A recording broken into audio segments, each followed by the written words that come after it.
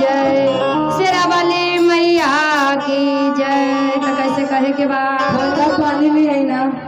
शिव गुरु के भजन यही पर दीदी रखे ले वाली। अब चलती माता रानी के ओर है ना, तो माता रानी के बुलावे के बाद है ना, तो सब मिलके कैसे बुलावे के बाद आचरा से गलिया मैया बा हर दिलियो फुलवा छिता राध लियो जी मैया कहमा लागलाएता देरिया सुमरन के बेरिया लाया लाजे मैया कहमा लागलाएता देरिया सुमरन के बेरिया लाया लाजे।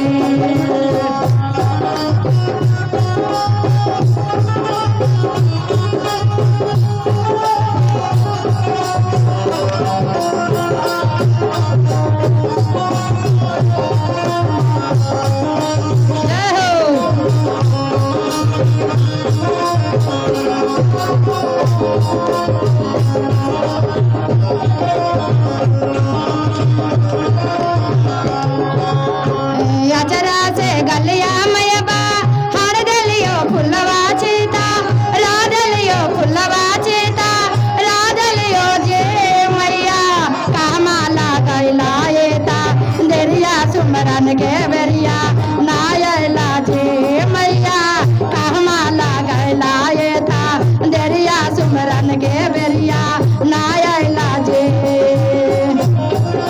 जय हो।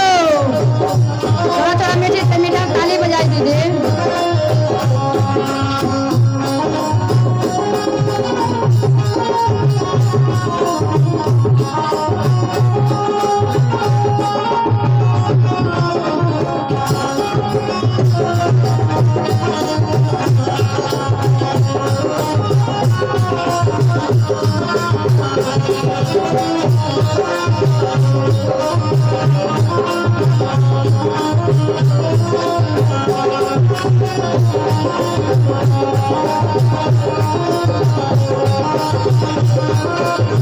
कैसे कहे के बाद आवाता रहले माँ नीलवाता लनरा रैया छकलेल को अंदरा रैया छकलेल को हे सेवका नैना दे भाई लो देरिया सुमरन के बेरिया नायले हे सेवका नैना दे भाई लो देरिया सुमरन के बेरिया नायले हे।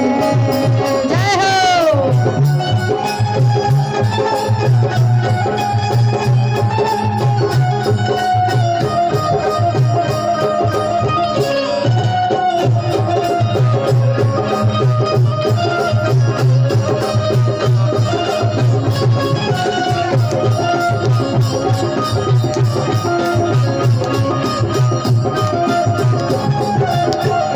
अजरा से गलिया मैया हर दलियो फुलवा चेता राधलियो फुलवा चेता राधलियो हे मैया कामाला गैलाएता देरिया सुमरन के बेरिया नायला हे मैया कामाला गैलाएता देरिया सुमरन के बेरिया नायला हे।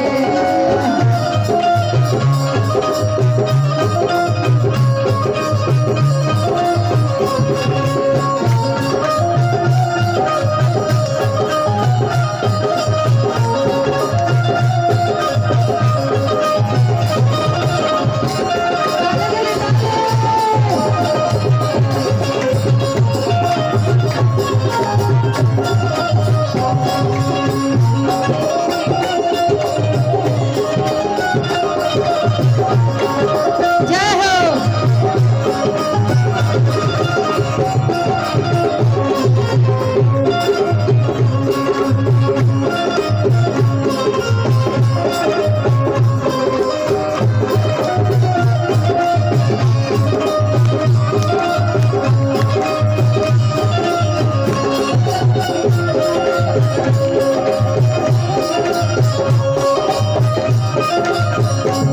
आवाता रहले माँ